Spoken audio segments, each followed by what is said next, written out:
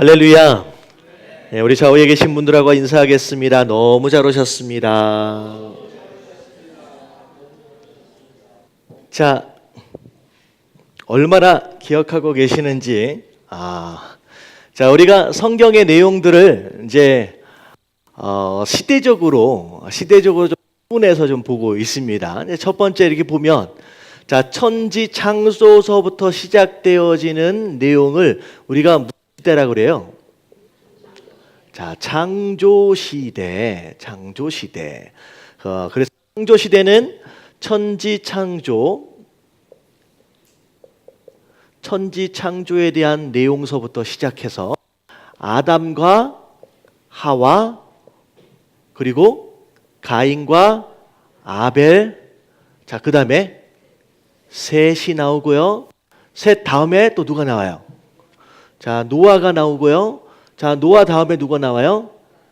셈, 함, 야벳. 자, 여기 세 아들이 있어요. 자, 이제 흩어지잖아요. 자, 그 다음에 흩어지기 전에 무슨 일이 있었어요?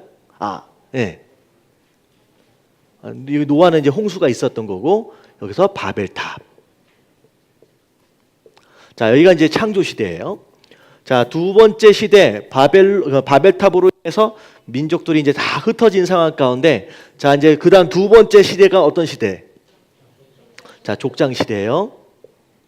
자, 족장을 중심으로 이제 하나님께서 그분의 약속을 이제 이제 세우시는 거죠. 자, 첫 번째 족장이 누구예요? 자, 아브라함.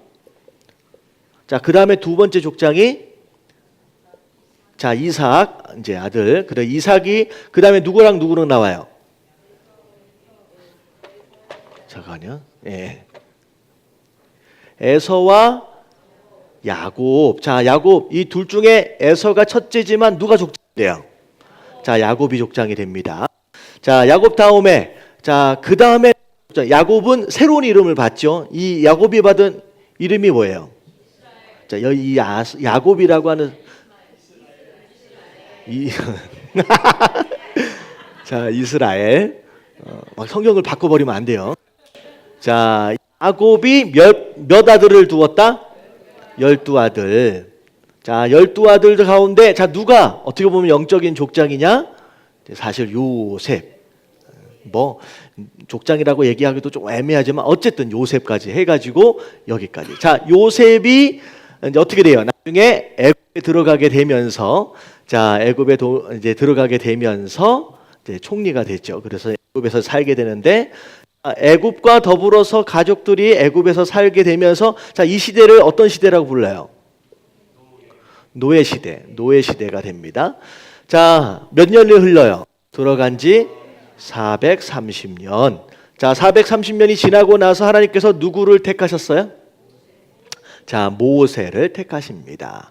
자, 모세를 택하시면서 결국은 430년 동안 애굽에서의 삶을 정리하고 이제 광야로 나오게 되는데, 자, 그때부터를 우리가 뭐라고 부르냐면 광야 시대가 됩니다. 광야 시대. 자, 광야 시대는 이제 모세와 더불어 이제 출애굽서부터를 시작해서 쭉 나가게 되죠. 자, 출애굽 과정을 쭉 지켜보면, 자, 출애굽하고 나서 자, 홍해를 건너게 되고요. 자, 홍해를 건너게 되고, 자, 어디 산 밑에서 머물게 돼요? 1년 동안? 자, 시내산 밑에서 머물게 됩니다. 시내산에서 가장 중요한 두 가지 내용을 받게 되는데, 첫 번째, 자, 뭘 받아요? 율법을 받고요. 여기 이제 십계명. 십계명과 더불어 한 여러 가지 계명들, 율법들을 여기서 받게 됩니다. 자, 시내산 밑에서 또 받은 게 뭐가 있어요? 뭐가 있어요? 네, 성막이죠. 자, 이거는 장차 들어가게 될 가나안 땅에서의 삶. 자, 가나안 땅 안에서 하나님 백성 되어진 자들이 어떻게 살아야 하느냐라고 하는 것에 대한 삶의 기준을 세워주신 것이 십계명이고요. 가나안 땅 안에서 하나님과의 관계를 어떻게 세워가야 할지, 자, 예배에 대한 내용을 알려주시는 것이 성막에 대한 내용이었다는 거죠. 시내산 밑에서 약 1년 종 머물러 있다가 자, 잠깐 또 끊어지기 시작했는데 자, 머물러 있다가 자, 가나안 땅 앞으로 이제 들어가게 됩니다. 어느 지역이라고 알고 있느냐? 가데스 바네아. 자, 여기에서 몇 명의 정탐꾼? 각 지파마다 한 명씩 해서 12명의 정탐꾼을 보내게 됩니다. 자, 12명 가운데 자, 10명은 와, 땅은 너무 좋은데 자, 그곳에 사는 거류민들이 어떠하다? 너무 강하다. 그래서 들어가요, 못 들어가요? 못 들어간다라고 주장을 했고, 자, 그 가운데 2명의 정탐꾼만이 하나님 우리를 기뻐하시면 우리가 들어가서 차지할 수 있다라고 믿음으로 고백합니다. 자, 다수결의 원칙을 따라 어떻게 돼 버렸어요, 나중에? 자, 못 들어가게 돼서 다시 광야로 내려가게 되는데, 자, 광야로 내려가게 되는데 몇 년 동안 이제 광야 생활을 더 이어가야 되느냐? 40년 동안. 왜 40년 동안이에요? 정탐한 날이 40일 동안. 그래서 하루를 1년씩 쳐서 40년 동안 더 헤매게 되어져 버렸습니다. 자, 여기서 믿음으로 고백했던 자, 이 2명의 정탐꾼이 있었어요. 자, 2명 중에 한 명이 누구냐면 여호수아.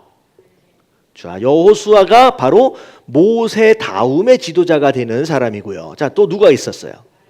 갈렙. 자, 그래서 오늘 함께 공부할 두 번째 인물이 이제 갈렙이라고 하는 인물입니다. 자, 그래서 40년 동안 광야 생활을 이제 하게 되는데, 40년 동안의 광야 생활이 끝나고 나서, 이건 이제 시대로 부분도 하기도 하지만, 이렇게 할게요. 그 다음 무슨 일이 있어지게 되느냐? 정복 전쟁이 있게 됩니다. 자, 여기 이제 지도자가 누구예요? 모세가 죽고, 자, 여호수아가 다음 이제 지도자가 되어지죠. 그리고 나서 여호수아가 자, 이제 가나안 땅을 무엇을 건너면서 들어가느냐? 요단강을 건너서 들어갑니다. 요단강. 자, 그래서 자, 지도를 보면 자, 이렇게 설명을 좀 드릴게요. 아마 수요일마다 그 진행을 하면서 요 내용을 반복적으로 조금씩 할 것 같아요. 그럼 여러분들이 이 클래스를 끝나면 구약과 신약에 대한 모든 내용들이 그냥 머리 안에 싹 들어오시게 이제 될 겁니다. 자, 이게 지도가 어떻게 되어 있냐면, 자, 여기가 지중해. 자, 요렇게 생겼어요. 그리고 요렇게. 자, 여기가 뭘까요? 애굽, 이집트. 여기가 갈릴리. 여기가 사해. 자, 여기가 무슨 강이에요? 여기가 요단강이에요. 자, 여기가 가나안입니다. 자, 애굽에서 홍해를 건넜어요. 나중에 이게 올라가서 여기가 가데스 바네아예요. 가데스 바네아에서 12명의 정탐꾼. 그랬는데 결국 광야로 돌아가게 되면서 나중에 이제 경로가 어떻게 되냐면 여기가 에돔이에요.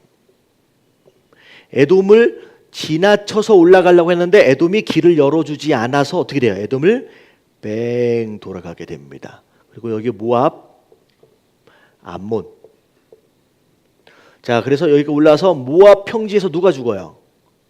모세가 죽죠. 그래서 이제 이스라엘 백성들이 이쪽 요단강 동편으로 올라가서 뭘 건넜어요? 요단강을 건너고, 자, 요단강을 건너면서 첫 번째 만난 성 이름이 뭐예요? 자, 여리고성. 자, 강한 성이죠. 크기도 크고 이제 튼튼한 성입니다. 자, 여리고성 하면 생각나는 여인의 이름이 있어요. 기생 라합. 자, 어떤 스토리예요? 여리고성에 2명의 정탐꾼이 들어갔는데 잡힐 뻔했어요. 근데 잡힐 뻔했던 그 정탐꾼을 숨겨줬던 여자가 누구예요? 라합. 왜 숨겨줬느냐? 여리고성에 살다 보니까 누구 이야기를 듣는 거예요? 이스라엘 백성이 애굽에서 나올 때부터 광야를 어떻게 지나왔는지의 소식을 듣는 거죠. 들어보니까 누가 진짜 하나님이에요? 여호와 하나님이 이스라엘의 하나님이 진짜 하나님이다라고 하는 걸 깨닫게 되는 거죠. 그래서 라합이 자기 가정을 구원하기 위해서 이 정탐꾼을 살려주게 됩니다. 그리고 나서 라합이 구원을 받고 여리고성의 전투에서 어떻게 보면 손가락 하나 까딱하지 않고 그냥 모여서 이겼어요. 6일 동안 하루에 한 바퀴씩 돌아라. 마지막 7일 때는 몇 바퀴 돌아라? 7바퀴를 돌아라 라고 해가지고 7일째 7바퀴를 돌고 나서 함성을 지르고 뿔나파를 부니까 어떻게 됐어요? 앞에 있는 성이 우르르 무너졌다. 그래서 여리고성 전투에서 첫 번째 전투에서 승리를 하게 됩니다. 자, 승리를 하게 되는데, 자, 큰 성을 무찌르고 나서 그 다음 성 이름이 뭐예요? 자, 아이성입니다. 아이. 뭐 작아서 아이인지는 모르겠지만, 자, 아이. 자, 보니까 사이즈도 작아요. 우리가 굳이 기껏 다 갈 필요도 없을 것이다 라고 생각을 해가지고 이 전쟁을 했는데, 자, 아이성에서 이겼어요, 졌어요? 첫 번째 전투에서 지게 됩니다. 근데 왜 졌는지 모르게 되는 거죠. 나중에 보니까 누가 죄를 지었어요? 이 아간이라고 하는 사람이 이 여리고성 안에서의 전투 안에서 죄를 짓게 됐습니다. 그래서 이 아간의 죄 때문에 이 아이성의 첫 번째 전투에서 이제 패배를 하게 되죠. 그래서 오늘 함께 다루게 될 인물이 바로 요 아간이라고 하는 사람과, 자, 아까 팀에 정탐꾼 12명의 정탐꾼 보냈을 때 여호수아 말고 누가 있었어요? 갈렙이라고 하는 사람, 이 두 인물에 대해서 우리가 이제 살펴보도록 하겠습니다. 자, 첫 번째 이제 아간입니다. 공동체에 악 영향을 미쳤던 아간. 자, 아간이 어떤 범죄를 저질렀느냐? 자, 하나님은 거기 한번 읽어볼게요. 다 같이 시작.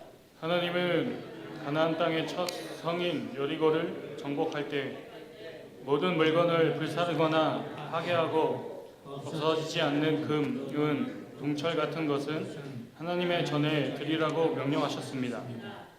이것은 죄악으로 가득 찬 가나안 땅에 대한 하나님의 엄중한 진노를 상징하는 것입니다. 하지만 아간은 여리고성을 함락시킬 때에 여러 가지 물건들을 숨겼습니다. 네, 하나님께서 뭘 명령하셨느냐? 모든 물건들, 뭐 가축들이든 다 죽이고 다 불태워 버려라.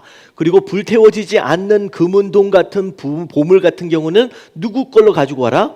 하나님의 것으로 가져와라 라고 명령하셨어요. 근데 자, 아간이 그 명령에 불순종하고 몇 가지 물건을 숨기게 됩니다. 그게 여호수아 7장 21절 말씀이에요. 같이 한번 읽어볼게요. 시작.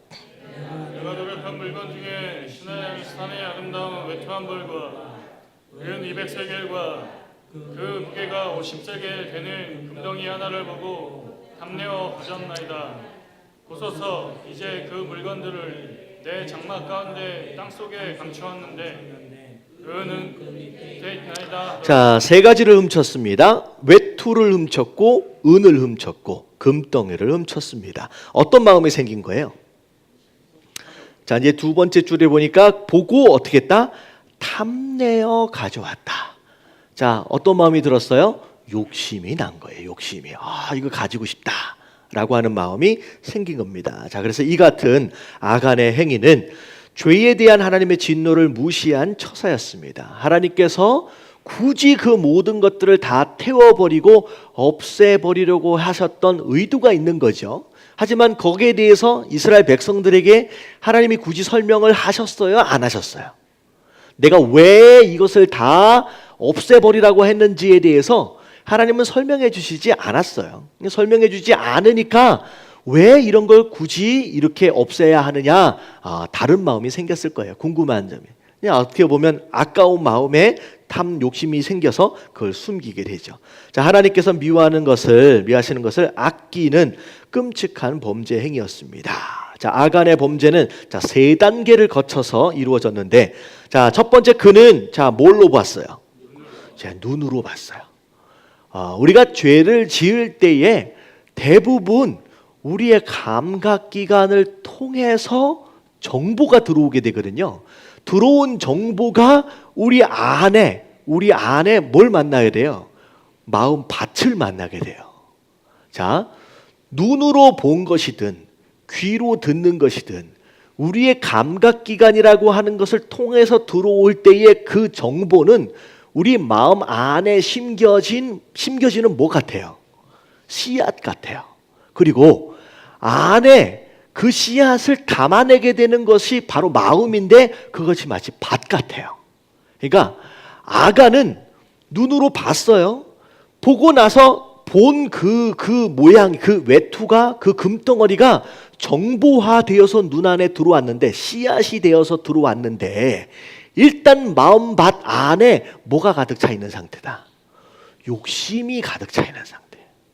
그러니까 잘못된 정보가, 이거 어떻게 보면 정보 자체는 잘못되었다라고 얘기하기 좀 애매하거든요. 눈 뜨고 들어갔을 거 아니에요. 눈 감고 전쟁하지는 않으니까. 일단은 마음밭 자체가 욕심이라고 하는 밭을 가지고 있기 때문에 씨앗이 들어오는 순간 그냥 싹을 틔워버리게 되는 상황이 되어버린다는 거죠. 그래서 우리가 굉장히 중요한 건데, 결국 들어온 씨앗이 마음 안에 담기는 것으로 말미암아 이미 존재했던 그 탐욕, 욕심의 밭이 문제가 생긴 거죠. 그래서 그 다음에 눈으로 보고 어떤 마음이 들었어요? 어디에?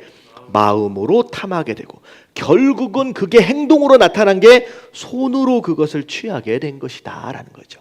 자, 그래서 씨앗도 중요하고요, 마음밭도 중요해요.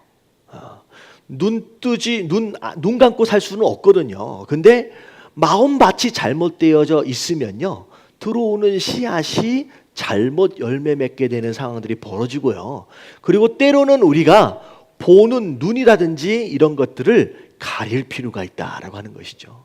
잘못된 씨앗, 잘못된 곳을 계속 보게 되면 그것 자체가 잘못된 씨앗이 되기 때문에, 그래서 우리 지지난주인가요? 우리 설교 이제 할 때 중요한 것은 우리의 마음밭, 그리고 무엇이 심겨져야 하느냐라고 하는 것, 씨앗에 대한 것을 우리가 잘 관리할 필요가 있다라는 것입니다. 그래서 이것은 죄의 성장 과정을 잘 보여줍니다. 눈을 지키려는 것이 마음과 손을 지키는 지름길입니다라고 나와 있어요. 그래서 일단은 마음밭도 중요하고, 또 뭘 지키는 것도 중요하다? 네, 보는 것을 이제 지키는 것도 중요합니다. 우리가 일반적으로 남자는 뭐에 약하대요? 네, 보는 것에 약해요. 남자는 보는 것에 약해요. 그래서 남자는 가능하면 뭘 잘 관리해야 되냐? 눈을 잘 관리해야 돼요. 눈을 잘 관리해야 돼요. 여자는 뭐에 약해요? 귀에 약해요. 그래서 여자는 귀를 잘 관리를 해야 돼요. 그래서 남자든 여자든 듣는 것과 보는 것을 잘 관리해 두지 않으면요, 잘못된 씨앗이 들어올 수밖에 없고요, 그러면 잘못된 싹이 날 수밖에 없다라는 거죠. 그리고 그 어떤 정보가 들어온다라고 할지라도 우리의 마음밭을 잘 관리해 두면요, 웬만하면 어떻게 할 수 있어요? 이겨낼 수 있어요. 그러니까 무엇과 무엇을 함께 관리하라? 씨앗과 마음밭을 같이 관리해 두는 것이 중요합니다. 범죄의 결과, 한 사람이 범죄를 저질렀는데 어떻게 됐느냐? 여리고 성을 무너뜨림으로 사기 충천했던 이스라엘은 그보다 작은 아이 성과의 전투에서 패배함으로 두려움에 떨게 되었습니다. 여호수아 7장 4절부터 5절까지 말씀입니다. 같이 한번 읽어볼게요. 시작. 백성 중 3,000명쯤 그리로 올라갔다가 도망하니 아이 사람이 그들을 36명쯤 쳐 죽이고 성문 앞에서부터 스바림까지 쫓아가 내려가는 비탈에서 쳤으므로 백성의 마음이 녹아 물같이 된지라. 몇 명이 들어갔어요? 3,000명. 3,000명. 3,000명이 전쟁에 참여했는데, 사실 이스라엘 백성들 전쟁에 참여할 수 있는 남자의 숫자가 두 번째 인구 조사 때도 몇 명이었어요? 60만 명에 이르는 어마어마한 군대입니다. 근데 60만 명 중에 10,000명도 아니고 3,000명이다라고 한다면 얼만큼 보낸 거예요? 진짜 조금. 그러니까 어떻게 보면 이건 안무로 봐도 이길 수 있다, 그냥 손가락만 까딱만 해도 이길 수 있다라고 아주 자신만만한 상태로 들어가게 됩니다. 근데 몇 명이 죽었어요? 여러분, 3,000명 중에 36명이면 여러분 전쟁에서 36명이 죽었다라고 한다면 이게 많이 죽은 거예요, 적게 죽은 거예요? 여러분 이거는 3,000명 중에 36명은요 사실 물론 이제 귀한 생명이기도 하지만 여러분 이건 전쟁에서 죽은 사람의 숫자로 생각할 때 너무나도 작은 숫자예요. 근데 한 번도 뭐 해본 적이 없느냐? 그러니까 아군이 죽는 전쟁을 제대로 해본 적이 없은 거예요. 왜냐하면 전에 여리고성 같은 경우에는 그 어마어마하게 큰 성을 무너뜨리는데 몇 명이 죽었어요, 아군에서. 여러분 단 한 명도 죽지 않고. 그러니까 전쟁다운 전쟁을 여태껏 해본 적이 없어요. 그러니까 불과 부딪혔는데 몇 명 죽는 이 모습을 보고 그냥 겁이 팍 난 거예요. 그러고 나서 이제 후퇴를 하게 됩니다. 심지어 얼마나 놀랐느냐? 마음이 녹아내렸다. 촛농처럼 물같이 그렇게 녹아내렸다라고 얘기합니다. 그래서 결국은 이스라엘 백성이 이 아이성과의 전투로 말미암아 두려움 가운데 떨게 되어졌는데, 자 이스라엘이 소수의 대적도 이기지 못한 이유는 바로 누구의 죄 때문이다? 아간의 범죄. 예, 아간의 범죄 때문이에요. 자 여호수아 7장 12절 말씀 같이 한번 읽어볼게요. 시작. 그러므로 이스라엘 자손들이 그의 원수 앞에 능히 맞서지 못하고 그 앞에서 돌아섰으나 이는 그들도 온전히 바친 것이 됨이라. 그 온전히 바친 물건을 너희 중에서 멸하지 아니하면 내가 다시는 너희와 함께 있지 아니하리라. 자 바쳤다라고 하는 표현이 나오잖아요. 이 밑에 설명을 보니까 바친 것이란 하나님의 영광을 위해 완전히 파괴해야 했던 어디의 성? 여리고성의 모든 보화를 말하는 거예요. 하나님께 다 바쳐졌어야 돼요. 근데 자 그렇게 하지 못했다는 거죠. 곧 아간의 범죄로 말미암아 하나님은 그들과 함께 하시지 않았던 것입니다. 하나님께서 심판하신 것을 간직하는 행위는 스스로를 하나님 앞에서 심판의 대상이 되도록 만든 것이었다라는 거죠. 결국은 아간의 죄 때문에 이 어마어마한 패배를 경험하게 됐다는 거죠. 자, 근데 이 아간 사건에서의 가장 중요한 교훈은 뭐냐면 자, 세 번째예요. 자, 범죄와 공동체. 자, 하나님은 아간의 사건에 대해하여 자, 누가 범죄했다고 말씀하셨어요? 네, 이스라엘. 사실은 누구의 죄예요? 그러면 아간이 죄를 저질렀는지 저지르지 않았는지 다른 사람이 알아요, 몰라요? 몰라요. 아무도 몰라요. 아무도 모르는데도 불구하고 그 아간이라고 하는 그 사람의 죄를 하나님 누구의 죄라고 말씀하시느냐? 이스라엘의 죄다라고 말씀하셔요. 그래서 이스라엘 자손들에게 하나님 진노하신 거예요. 그래서 여호수아 7장 1절 말씀 보면 자 읽어봅니다. 시작. 이스라엘 자손들이 온전히 바친 물건으로 말미암아 범죄하였으니 이는 유다 지파 세라의 증손 삽딜의 손자 갈밀의 아들 아간이 온전히 바친 물건을 가졌음이라. 여호와께서 이스라엘 자손들에게 진노하시니라. 예, 아간의 죄인데 그게 이스라엘의 죄다라고 말씀하시는. 자, 신자는 공동체의 일원으로서 지체의 범죄에 영향을 주고 또 그것에 의해서 이제 영향을 받는다라는 거죠. 자, 그러므로 우리는 지체들이 범죄하지 않도록 함께 뭐 해야 된다? 노력해야 돼. 그래서 운명 공동체라는 표현들을 씁니다. 내가 죄를 저지르면 내가 지은 죄로 인하여 영향을 주는 거예요. 그리고 다른 사람이 죄를 지으면 그 죄 지은 것으로 인하여 내가 영향을 받는다라는 거죠. 그래서 나만 거룩하게 나만 잘 살면 되느냐, 그게 아니라는 거죠. 함께라는 거예요. 함께. 서로 관심을 갖고 도와줘야 할 그런 의무가 공동체 일원된 자로서 누구나 가져야 된다라는 거죠. 그래서 히브리서 12장 15절 말씀 같이 한번 읽어봅니다. 시작. 너희는 하나님의 은혜에 이르지 못하는 자가 없도록 하고 또 쓴뿌리가 나서 괴롭게 하여 많은 사람이 이로 말미암아 더럽게 되지 않게 하며. 자, 공동체 안에 하나님의 은혜에 이르지 못하는 자가 없도록 하라는 거예요. 다 함께 은혜를 누리고 다 함께 이제 축복을 누리고 있는데 그 가운데 은혜를 누리지 못하는 자 한 명이 생기면 그것이 그 공동체 안에서 뭐가 되어져 버린다? 여러분, 쓴뿌리가 되어버린대요. 쓴뿌리가 되어지는 것으로 말미암아 자, 몇 명이 더럽게 되었다? 많은 사람이 이것 때문에 더럽게 되어진다라는 거죠. 그래서 우리가 어떻게 보면 마지막 때일수록 사실 사랑하는 마음으로 주변을 돌아봐 줄 필요가 있다는 거죠.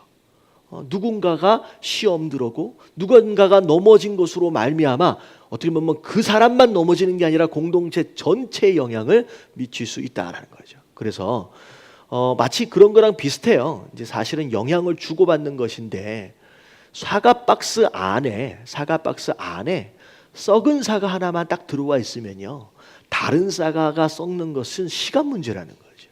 그러니까 아주 작은 것 하나가 안 좋은 영향을 미치는 케이스들은요, 굉장히 쉽게 이제 번져갈 수 있다라는 거죠. 자, 밑에 보면 한편 하나님은 자, 범죄자를 색출하기 위해서 모든 지파들을 지파대로 당신 앞에 나오게 하셨습니다. 이 이야기가 뭐냐면, 자, 하나님은 누가 숨기고 누가 범죄했는지 하나님은 아신다 모르신다? 아시죠. 위에 나오잖아요. 누구 집 누구의 자손 누구의 증손자 다 나오잖아요. 하나님이 누구다 너 나와 라고 지목하실 수 있음에도 불구하고 어떻게 하셨어요? 그 사람을 찾기 위해서. 자, 12지파서부터 시작해가지고 뭘 뽑기 시작해요? 제비를 뽑기 시작합니다. 제비를 뽑으니까 12지파 중에 한 지파가 딱 걸리는 거예요. 그리고 그 지파 안에서의 가문들에서 제비를 뽑으니까 거기서 또 걸리는 거예요. 또 걸리고 또 걸려서 결국 누구에까지 갔느냐? 아간에까지 갑니다. 굳이 하나님께서 지목하셔도 될 텐데 이런 제비 뽑는 과정들을 왜 허락하셨을까? 자, 이 뒤에 나와요. 자, 이스라엘 백성들은 다 같이 시작. 이스라엘 백성들은 그 일을 통해 한편으로는 하나님 앞에서 아무것도 숨길 수 없음을 체득하게 되었을 것이고, 다른 한편으로는 비록 아간처럼 행동으로 옮기지는 않았지만. 잠깐만요. 조금 천천히 읽어주세요. 혼자 막 나가면 안 돼. 좀 천천히 같이. 다른 한편으로는 시작. 다른 한편으로는 비록 아간처럼 행동으로 옮기지는 않았지만 마음속에 동일하게 가지고 있던 죄에 대해 두려운 마음으로 회개하는 시간을 가지게 되었을 것입니다. 사실은 그 물건에 대한 욕심을 아간만 가지고 있지는 않았을 거라는 거예요. 비록 손으로 범죄하지는 않았지만 많은 사람들 가운데 마음으로는 야, 저거 하나 어떻게 해보고 싶다. 호주머니에 좀 넣고 싶다는 거죠. 슬쩍. 아무도 모를 텐데, 아간도 몰랐잖아. 아간이 한 실수를, 범죄를 아무도 몰랐던 것처럼 저건 내가 한들 누가 알겠느냐라고 하는 그 마음들을 이스라엘 백성 가운데 많은 사람들은 다 가지고 있었을 거라는 거죠. 근데 제비 뽑는 과정을 통하여 뭘 경험하는 거예요? 두근두근 거리는 거. 나도 그 마음을 가지고 있었는데, 이런 과정들을 통하여서 스스로 다시는 그런 마음이 든다라고 할지라도 하면 된다 안 된다, 절대 하면 안 되겠구나라고 하는 그 마음들을 스스로 갖도록 하기 위해서 그런 시간들을 하나님께서 허락하신 것이다라는 거죠. 자, 결국은 그래서 이제 사실은 이제 아간이 이제 처형을 당하게 됩니다. 그래서 자, 아골의 소망이라고 해서 아간은 아골 골짜기. 자, 우리가 이제 자주 들어서 알고 있는 이 표현입니다. 아골 골짜기. 이제 아골의 뜻이 뭐예요? 고통이라고 하는 뜻을 가지고 있어요. 거기서 이제 처형을 당하게 됩니다. 자, 근데 이제 나중에 보면 이 아골 골짜기에 대하여 이제 성경이 소망의 문이 된다라고 축복을 약속하셨는데, 자, 호세아 2장 15절 말씀 같이 한번 읽어볼게요. 시작. 거기서 비로소 그의 포도원을 그에게 주고 아골 골짜기로 소망의 문을 삼아주리니 그가 거기서 응대하기를 어렸을 때와 애굽 땅에서 올라오던 날과 같이 하리라. 네, 아골 골짜기는 결국 고통이란 뜻인데 무엇 때문에 당하는 고통이에요? 죄 때문에 당하는 고통이에요. 결국은 죄 때문에 당하는 이 고통, 그것에 반한 어떻게 보면 회개의 노력들, 결국은 그 자리에서 뭐가 된다는 거예요? 그게 소망의 문이 되어진다. 그러니까 죄에 대한 온전한 이제 심판, 그것에 대한 온전한 회개, 결국 그것들이 결국 소망의 출발점이 되어진다. 이 밑에 설명이 좀 되어져 있어요. 같이 한번 읽어볼게요. 시작. 이 말은 죄에 대해 고통하고 고통스럽게 심판받는 그 자리가 참된 소망의 출발점이 된다는 의미입니다. 하나님은 아무리 큰 죄라 하더라도 진정으로 그것을 고통하는 자에게는 소망의 문을 열어주시는 분이십니다. 자, 그래서 하나님께서는 특별한 목적을 위해서 이런 실패 과정을 우리에게 허락하시는 거예요. 그러니까 어떻게 보면 여리고성, 그 으리으리하고 강한 성을 함성 한 번에 무너뜨렸어요. 그 다음 전쟁 수많은 전쟁들이 거듭되어지게 될 텐데 어떻게 보면 계속 승승장구하다 보면 어떤 마음이 들어갈 수 있어요? 교만해지는 거죠. 와, 내가 되게 잘난 것처럼. 그러니까 강하게 실패를 딱 경험하도록 만드시는 것으로 말미암아 이미 겸손하게 만드시는 거예요. 이것을 통하여 철저하게 누구를 의지할 수밖에 없게끔 만드신다. 하나님만 의지할 수밖에 없게끔 이 실패의 과정을 우리에게 허락하신다는 거예요.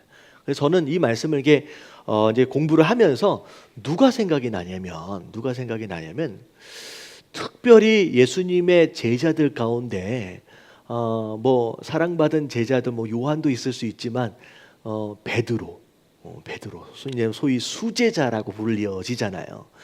이 수제자, 다른 제자들은 그냥 도망치고 말았어요. 근데 베드로는 끝까지 그래도 옆에를 지켜보려고 애를 썼거든요. 근데 이 베드로가 거기에 지켜보려고 애를 썼던 것으로 말미암아 다른 제자들이 경험해 보지 못하는 엄청난 실패를 경험하게 됩니다. 그게 뭐였어요? 예수님을 3번이나 부인하고 심지어 저주까지 하게 되는 실수를 저지르게 되는 거예요. 왜 하나님께서는 베드로에게 왜 그런 실수를 허락하셨을까라는 거죠. 사실은 베드로가 스스로 나는 수제자다라고 하는 자부심을 가지고 있었을 뿐만 아니라 그 전날 밤 베드로가 예수님한테 한 얘기가 있어요. 너희들이 내가 잡히면 어떻게 된다 그랬어요? 다 흩어질 것이다, 다 도망갈 것이다 라고 얘기했거든요. 베드로가 예수님에게 뭐라고 얘기했어요? 딱 그 얘기했어요. 얘네들이 다 도망간다라고 할지라도 나만큼은 끝까지 예수님 곁을 지키겠다는 거예요. 죽는 데까지 따라가겠다는 거예요. 그 말은 지금 베드로 마음 가운데 나는 수제자이기 때문에 얘네들보다는 좀 더 뭐하다는 거예요. 좀 더 낫다는 거예요. 좀 더 믿음이 있다는 거예요. 여러분, 이런 우월감에 빠져 있어요. 이런 교만함에 빠져 있어요. 그러니까 예수님께서 어떻게 하셨느냐? 이들이 짓지 않은 베드로만 지은 그 실패를 경험하도록 하시는. 자, 그때부터 사실은 베드로는 그것 말고도 어떤 사건이 하나 있었어요. 그 어떤 제자들도 경험하지 못한, 자기만 경험한 그 기적 하나가 있어요. 물 위를 걸어간 거예요. 그 어떤 제자들도 흉내내지 못했거든요. 베드로만큼은 예수님을 제외하고 인류 최초, 그다음에 그 이후로 없죠. 딱 한 사람이에요. 물 위를 걸어본 딱 한 사람이에요. 그러니까 베드로는 제자들 앞에서 딱 할 말이 있는 거예요. 너 물 위 걸어봤어? 아무도 덤비지 못하는. 그러니까 이런 자부심과 교만한 마음, 그래서 얘네들이 떠날 때 나는 안 떠난다, 그런 말이 가능한 거예요. 근데 그때 그 3번의 부인하는 그 실패로 말미암아 더 이상 다른 제자들 앞에서 할 말이 있다 없다, 이제는 없는 거예요. 나는 예수님을 저주까지 했던 제자다라고 스스로 인정할 수밖에 없는 실패의 흔적. 결국은 그것이 베드로를 겸손하게 만들고 마지막 때까지 베드로를 사용하실 수 있던 어떤 큰 계기가 되어진다는 거죠. 그래서 우리 안에 때로는 우리를 더 겸손하도록 하시기 위해서 의도적으로 우리에게 뭘 허락하실 때가 있다? 실패를 허락하실 때가 있다는 거죠.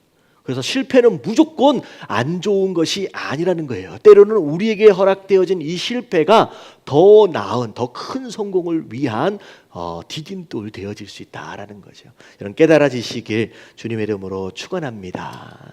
옆에 계신 분들에게 인사 좀 해주세요. 실패에도 이유와 목적이 있습니다. 시작. 이유가 있고요, 목적이 있어요. 겸손해져야 된다라는 내용입니다. 자, 이게 이제 여리고성 전투 다음에 있어진 이제 아이성의 이제 전투 안에서 일어난 이제 사건입니다. 그러고 나서 아간이 처형을 당하고, 자, 이제는 어떻게 돼요? 다시 아이성을 공격하게 되는데, 자, 그때 하나님께서 어마어마한 전략을 짜줍니다. 자, 어떻게? 혹시 아세요?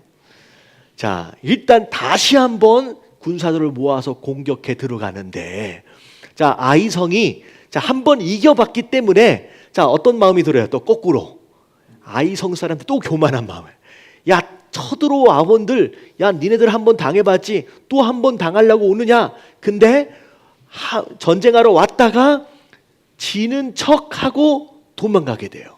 그러니까 아이성 사람이, 야, 이제는 다시는 쳐들어오지 못하도록 어떻게 하자? 쫓아가가지고 어떻게 하자?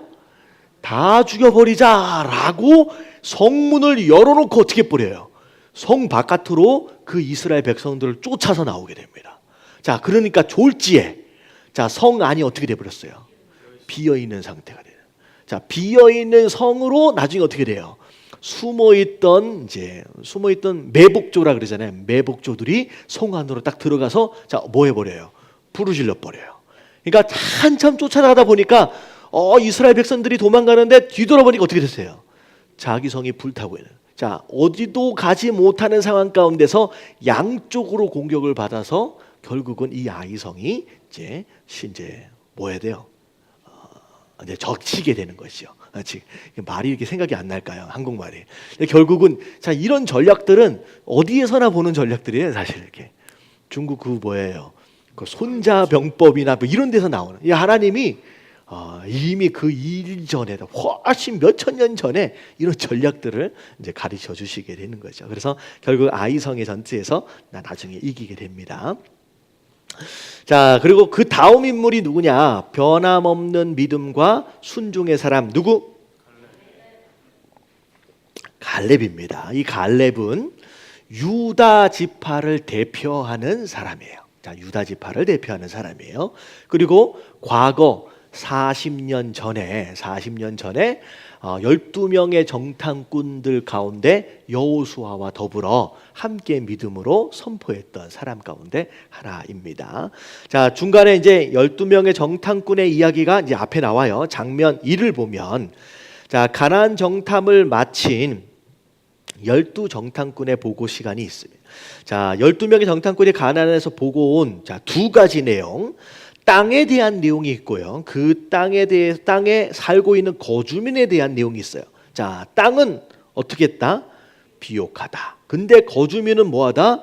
강성하다는 거죠. 자, 민수기 13장 27절부터 28절까지 내용입니다. 자, 같이 한번 읽어볼게요. 시작. 모세에게 말하여 이르되 당신이 우리를 보낸 땅에 간즉 과연 그 땅에 젖과 꿀이 흐르는데 이것은 그 땅의 과일이니이다. 그러나 그 땅 거주민은 강하고 성읍은 견고하고 힘이 클 뿐 아니라 거기서 아낙 자손을 보았으며. 네, 지금 이 이스라엘 백성들이 정탐하고 돌아온 이제 젖과 꿀이 흐르는 땅이다라고 이야기하는 바로 그 땅이 바로 아낙 자손이 살고 있는 땅이고, 자, 이 땅이 나중에 이제 보면 이 누구예요? 갈렙이 그렇게 원했던 어떤 땅이에요? 헤브론이라고 하는 땅입니다. 자, 이 땅 자체가 엄청 비옥해요. 그러니까 포도송이 하나를 따가지고 왔는데 하나를 혼자 들지 못해. 어떻게 들었어요? 예, 장대를 끼워서 둘이서 들어야 할 정도로 엄청나게 큰, 오늘날 우리가 생각하는 거봉 정도의 수준이 아니었다라는 거죠. 거봉 정도의 수준. 저는 솔직히 뭐죠? 포도를 먹을 때 포도를 이렇게 확 씹지 않아요. 그래 꼴깍 삼켜버리거든요. 거봉을 먹을 땐 너무 힘들어. 이게 안 씹으니까 이만한 게 다 들어가야 되잖아, 목구멍 안으로. 그래서 거봉은 웬만하면 안 먹는데, 이러면 이거는 절대 안 씹고는 삼킬 수가 없는 그냥 이만한 거예요. 근데 좋은 땅이라고 하는 것은 결국은 누구나 살기 원하는 땅이라는 거예요. 결국 누가 살아요? 가장 강한 민족이 사는 거죠. 강한 민족. 그 땅을 지금 보고 온 거예요. 그 땅을 지금. 근데 땅은 너무 좋은데 고주민이 너무 강하다는 거죠. 자, 이게 이제 팩트예요. 이게 팩트인데 그것에 대하여 서로 전망을 어떻게 했느냐. 자, 10명의 정탐꾼은 어떻게 평가하고 전망했느냐. 자, 밑에 보니까 민수기 13장 32절 다 같이 한번 읽어봅니다. 시작. 이스라엘 자손 앞에서 그 정탐한 땅을 악평하여 이르되 우리가 두루다니며 정탐한 땅은 그 거주민을 삼키는 땅이요 거기서 본 모든 백성은 신장이 장대한 자들이. 예, 그 땅을 뭐 했다? 악평했다는 거죠. 분명히 좋은 땅이라고 얘기를 해놓고 거기 어떻게 보면 그 풍요로운 땅에서 나오는 음식들을 먹다 보니까 당연히 안악 자손들, 원래 뭐 혈통적으로 큰 자손이었기도 하겠지만 좋은 물건들을 먹으니까, 음식들을 먹으니까 더 건장해지게 되겠죠. 근데 오히려 못 먹을 거다라고 생각하면서 오히려 그 땅에 대해서 뭐 해버렸어요? 악평했어요. 악평. 안 좋게 평가를 하는 거죠. 그리고 심지어 이제 13장 31절에 자, 다 같이 한번 읽어봅니다. 시작. 그와 함께 올라갔던 사람들을 이르되 우리는 능히 올라가서 그 백성을 치지 못하리라. 그들은 우리보다 강하니라. 네, 우리보다 강하다. 우리가 절대 이길 수 있는 존재가 아니다라고 자, 몇 명이 평가를 했어요? 12명 중에 10명이 평가를 합니다. 자, 그리고 나서 나머지 2명. 자, 여기는 안 나와 있는데 자, 갈렙하고 여호수아예요. 여호수아가 갈렙이 어떻게 평가했는지 보세요. 민수기 14장 7절 말씀. 시작. 이스라엘 자손의 온 회중에게 말하여 이르되 우리가 두루다니며 정탐한 땅은 심히 아름다운 땅이라. 자, 아름다운 땅이다. 그 자체를 그대로 평가하는 거예요. 이만한 땅이 어디 있느냐. 자, 그러면서 13장 30절에 뭐라고 보면 이게 중요한 거죠. 같이 한번 읽어봅니다. 시작. 갈렙이 모세 앞에서 백성을 조용하게 하고 이르되 우리가 곧 올라가서 그 땅을 취하자 능히 이기리라 하나. 능히 이길 것이다 라고 얘기하는 거예요. 근데 보세요. 동일한 것을 보면서도 여호수아와 갈렙의 결론은 완전히 상반돼요. 자, 왜냐하면 자, 그가 거대한 아낙 자손이나 견고한 성보다 자, 누구를? 여호와 하나님을 더 크게 생각했습니다. 그러니까 믿음이라고 하는 것은 무엇을 바라보고 무엇에 집중하느냐에 있다는 거예요. 그러니까 믿음이 있다라고 한다면 나를 도와주실 그분에게 집중하는 거예요. 하나님께 집중하는 거예요. 근데 믿음이 없다라고 하는 것은 도와주실 그분에게 집중하는 것이 아니라 내가 맞닥뜨려야 할 그 문제 자체에 집중하는, 그게 이제 불신앙이 되는 거죠. 지금 10명의 정탐꾼은 도와주실 하나님은 마음 안에 지금 이미 떠나버린 상태예요. 이미 두려워서. 뭐에 집중하고 있어요? 내가 상대해야 할 그 아낙 자손과 견고한 성 자체에 집중하는 것으로 말미암아 결국은 그게 불신앙이 되어져 버린 상황이 되는 거죠. 자, 민수기 14장 8절에 보면 자, 이제 갈렙이 뭐라고 얘기하는지 보세요. 자, 다 같이 시작. 여호와께서 우리를 기뻐하시며 우리를 그 땅으로 인도하여 들으시고 그 땅을 우리에게 주시리라. 이는 과연 젖과 꿀이 흐르는 땅이니라. 자, 그냥 분명히 우리에게 이 땅을 주실 거라는 거예요. 누가? 하나님이 주실 거라는 거예요. 하나님이 주실 거라는 거예요. 자, 우리가 전쟁, 손자병법 얘기 아까 지금 했지만 이런 사자성어가 아니죠. 지피지기면 백전백승이다. 이게 무슨 뜻이에요? 나를 알고 적을 알며 예, 전쟁에 참여하게 되는 나를 알고 상대하게 될 쟤네를 알면 100번 싸워서 뭐 할 수 있어요? 100번 이길 수 있다는 거예요. 여러분 이거는 성경적인 것이 아니에요. 무슨 얘기냐? 여러분 지피지기 백정백승이라는 표현을 그대로 이야기하면 사실 10명의 정탐꾼은 그 성어를 근거로 생각을 한 거예요. 자, 10명의 정탐꾼이 생각했어요. 우리 이스라엘 백성들의 군사력을 생각해 보자는 거예요. 덩치를 보는 거예요. 전쟁할 수 있는 능력들을 보는 거예요. 지피지기한 거예요. 그러니까 지피한 거잖아요. 맞죠? 지기, 상대방, 지피지기니까 상대방에 대해서 아낙 자손에 대해서 조사를 했어요, 안 했어요? 했죠. 그러니까 우리는 약하고 상대는 강하다, 지피지기 했어요. 결과는 뭐예요? 100번 싸워봐도 우리는 100번 질 수밖에 없다라는 결론이 나와버리는 거예요. 여러분 신앙은 지피지기 하라는 얘기가 아니에요. 신앙은 뭐 하라는 얘기예요? 하나님의 약속을 바라봐야 합니다. 여기서 막 말을 만들라니까 머리가 막 복잡해지는데 그걸 그냥 이렇게 할게요. 그냥 지신하면 백전백승이에요. 되게 어색하긴 한데 뭔 뜻인지 아시겠죠? 누구만 알면 돼요. 하나님 나에 대해서 잘 알 필요도 없어요. 어차피 잘 알아봐자 나는 약한 존재예요. 상대방에 대해서 알아야 필요도 없어요. 상대방은 나보다 강하다 약하다. 강한 존재, 영적인 존재예요. 사단은 우리보다 강해요. 지피지기 해봤자 결론은 뻔해요. 그냥 우리는 뭐 해야 돼요? 그냥 지신하고 또 지신해야 돼요. 그냥 뭐에만 집중해요? 하나님을 아는 것에 집중하는 거. 그게 바로 여호수아와 갈렙이 그렇게 고백할 수 있었던 믿음의 근거예요. 다 괜찮다는 거, 우리가 약하다라고 하는 걸 여호수아와 갈렙이 왜 모르겠어요? 그들이 아낙 자손이고 견고한 성읍이 있다라고 하는 거 여호수아와 갈렙이 왜 모르겠어요? 다 알아요. 근데 그거보다 더 중요한 것은 나는 누구를 안다? 나는 하나님을 안다는 거예요. 나는 하나님을 안다. 그분을 아는 결과 우리는 이긴다 진다. 이긴다는 거 상관없다는 거예요. 여러분 깨달아지시길 주님의 이름으로 축원합니다. 그래서 그게 가장 중요해요. 지신이에요. 그냥 무조건 지신. 자, 그게 불과 자 이거 보니까 이제 45년 전 이야기라고 이제 나와 있습니다. 45년 전 스토리예요. 자, 40년이 넘고 난 뒤에 자 갈렙이 여호수아는 이미 이제 모세가 죽고 지도자가 됐어요. 갈렙은 유다의 지도자가 된 상태입니다. 자, 각 지파별로 정복 전쟁을 앞둔 시점에서 갈렙은 제일 먼저 그리고 아무도 달가워하지 않는 헤브론 땅을 여호수아에게 구합니다. 자, 산 증인이잖아요. 이게 사실은 지금 정복 전쟁을 시작하는 이 시점 안에서 그때 12정탐꾼 그때 그 상황을 목격했던 사람은 사실 누구밖에 안 남아 있어요. 지금 여호수아와 갈렙만 남아 있어요. 나머지는 다 어떻게 됐어요? 광야에서 다 죽었어요.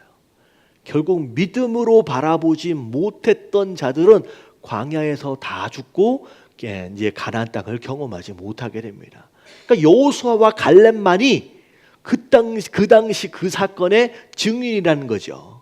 그때 모세가 이제 갈렙에게 약속했던 것들을 들먹이면서 자, 내가 원하는 땅을 주시기로 했다라고 하는 약속을 붙잡고 여호수아에게 나아갑니다. 자, 그게 이제 여호수아 14장 12절 말씀이에요. 다 같이 한번 읽어봅니다. 시작. 그날에 여호와께서 말씀하신 이 산지를 지금 내게 주소서. 당신도 그날에 들으셨거니와 그곳에는 아낙 사람이 있고 그 성읍들은 크고 견고할지라도 여호와께서 나와 함께 하시면 내가 여호와께서 말씀하신 대로 그들을 쫓아내리이다 하니. 예, 그래서 헤브론 땅은 여러 가지 면에서 자, 정복하기 어려운데 자, 일단 지형 자체가 어떤 지형에 있다? 산지. 높은 고산지대에 있어요. 자, 전쟁은 위에서 아래를 내려다볼 때에 전쟁이 쉽죠. 자, 밑에서 위로 올라가려면 쉽지 않습니다. 그래서 그 예전에 우리 한국 전쟁 당시에 치열했던 고지전이라 그러잖아요. 그 영화에도 나왔는데, 그러니까 그 높은 곳을 차지하기 위해서 어마어마한 피를 흘리는 거예요.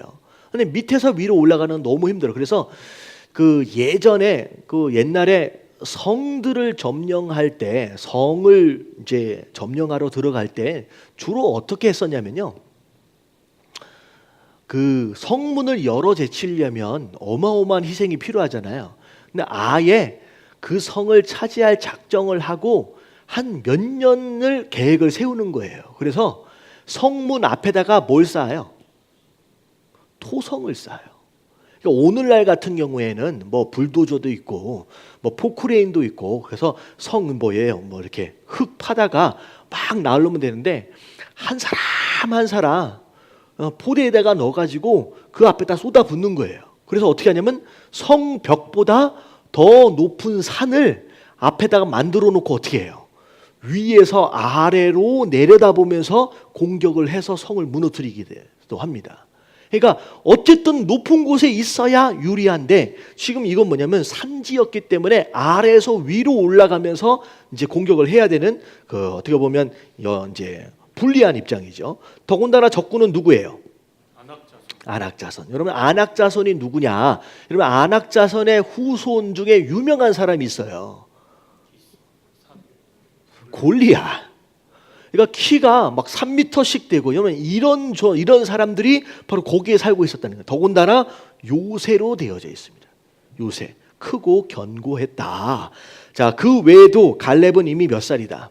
85세. 네, 85세. 우리 교회는 85세가 아직 없으시죠? 아직 없어요.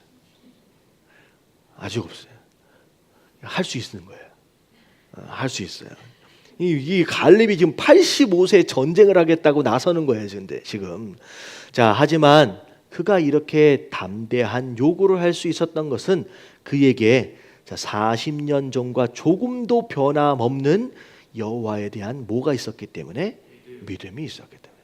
여러분, 믿음은 변하면 안 돼요. 나이가 들었다 하여서 그게 이렇게 식어지면 안 된다라는 거죠. 그래서 이제 신앙생활 오래 하신 분들 가운데 나도 왕년에는 이렇게 저렇게 열심히 해봤었는데라고 믿음이 추억이 되지 않도록 하셔야 돼. 현재 진행형으로 가야 돼요. 갈렙의 그때 그 믿음과 그 열정이 비록 45년이 지난 지금 이 시점 안에서도 어때요 지금? 전혀 사그러들지 않는 그 열정과 믿음을 가지고 있다라는 것이죠. 그래서 성경은 갈렙이 헤브론을 차지하게 된 이유를 그가 어떻게? 온전히 여호와께 순종했기 때문이라고 밝히고 있대요. 자, 신명기 1장 36절 다 같이 시작.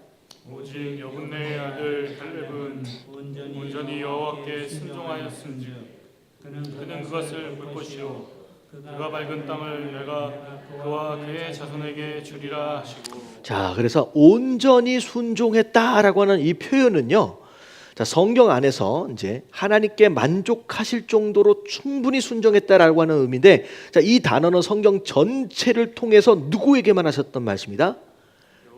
여호수아하고 갈렙에게만 하셨다. 여호수아와 갈렙에게만.